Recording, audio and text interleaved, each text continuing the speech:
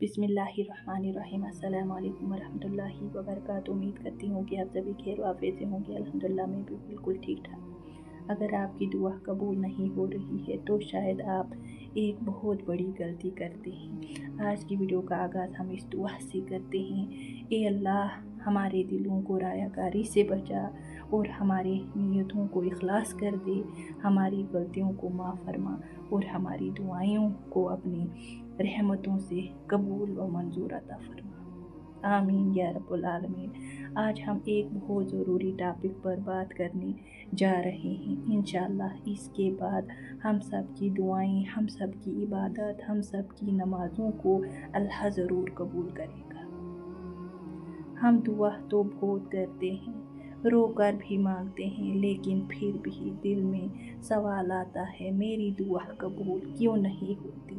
तो आज हम अपने आप में ये गलतियां ढूंढने की कोशिश करते हैं जिनकी वजह से हमारी दुआ कबूल नहीं होती, हमें सुकून नहीं मिलता।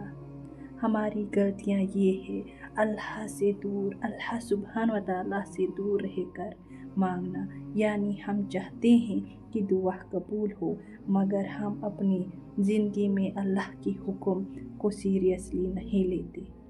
नमाज में सुस्ती, गुनाहों से तौबा न करना और फिर सिर्फ मुश्किल वक़्त में हाथ उठा लेना, ये वो चीज़ है जो हमारी दुआ के रास्ते में रुकावट बन जाती है। नमाज में सुस्ती को वाज़िह करके देखते हैं। नमाज मतलब अल्लाह से गुफ्तगू, अल्लाह से बातचीत, जो कि हम जल्दी जल्दी पढ़कर जाए नमाज रख देते हैं। माइंड में बहुत सारे ख्याल आते रहते हैं, तो हमें अपनी नमाज़ों को दुरुस्त करने की ज़रूरत है। आप भी चेक कीजिएगा और कमेंट में ज़रूर बताइएगा। मैं अगली वीडियो में शेयर करूँगी कि हम अपनी नमाज़ों को कैसे बेहतर बना सकते हैं। दूसरी, गुनाह से तौबा भी कर ही लेते हैं, रो कर भी मांगते हैं, फिर भी हम गुनाहों की तरफ माइल हो जाते हैं, जैसे रायाकारी, झूठ, बेपर्दगी। हम ख़वातीन मेकअप कर के नामहरम के सामने खुद को दिखाया करते हैं। ग़ीबत जैसे गुनाह तो अल्लाह सुब्हान व तआला माफ़ भी नहीं करता जब तक हम उस बंदे से माफ़ी न मांगे जिसकी हमने ग़ीबत की हो। वो तो हम सब में आम है, पहले ख़वातीन किया करती थी, अब हमारे घरों के मर्द हजरात भी करने लगे। सोचे अगर हम अल्लाह सुब्हान व तआला के हुक्म को न माने तो क्या हमारी दुआएं कबूल होंगी। अगर दुआ कबूल हो भी जाती है मगर हमारी दिली सुकून नहीं मिलता, हमें दिली सुकून नहीं मिलता। तो हमें बस अपने आप को, अपने दिल की इस्लाह करनी है, बस अपने दिलों पर काम करना है, बस अपने दिलों को साफ़ करना है, अपने दिलों पर काम करना है। हर गुनाह, हर बुराई से बचने की कोशिश करनी है।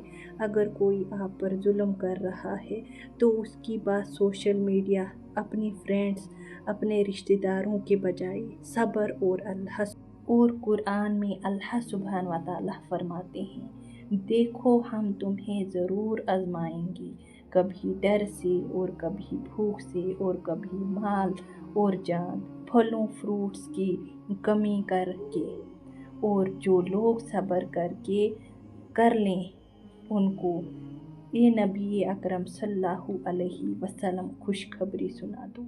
सूरा अल बकरा आयत नंबर 55।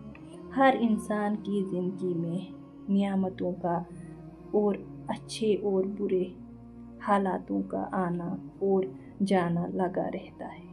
ये सिर्फ इसलिए होता है कि इंसान की आजमाइश हो सके कि कौन किस हालत में अमल करता है। कुरान में एक और जगह सूरा मुल्क की आयत नंबर 2 में अल्लाह सुब्हान व तआला ने इरशाद फरमाते हैं कि हमने मौत और ज़िंदगी को इसलिए पैदा किया ताकि तुम्हें आज़माए कि तुम में से कौन अमल में ज़्यादा बेहतर है। इसलिए हर मुसलमान को ये چاہیے کہ وہ ہر حال میں اللہ سبحانہ و تعالی اللہ کے رسول صلی اللہ علیہ وسلم کے حکم پر قائم رہے۔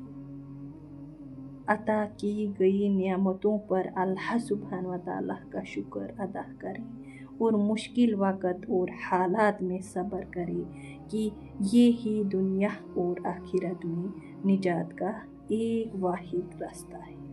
اور سورہ البقرہ کی آیت نمبر 286 میں اللہ سبحانہ و تعالیٰ فرماتے ہیں، نہیں تکلیف دیتا اللہ کسی انسان کو مگر اس کی طاقت سے زیادہ، اس کے لیے ہے جو نیکی اس نے کی اور اس پر وبال ہے جو اس نے برائی کمائی۔ تو اس کے بعد والی آیت میں دعائیں ہیں جو کہ میں آپ کے ساتھ رمضان میں انشاءاللہ شیئر کروں گی۔ امید کرتی ہوں ویڈیو اچھی لگی ہوگی تو ایز اے صدقہ جاریہ ضرور شیئر کیجیے گا، ویڈیو لائک، چینل سبسکرائب کیجیے گا۔ جزاک اللہ خیر۔ السلام علیکم۔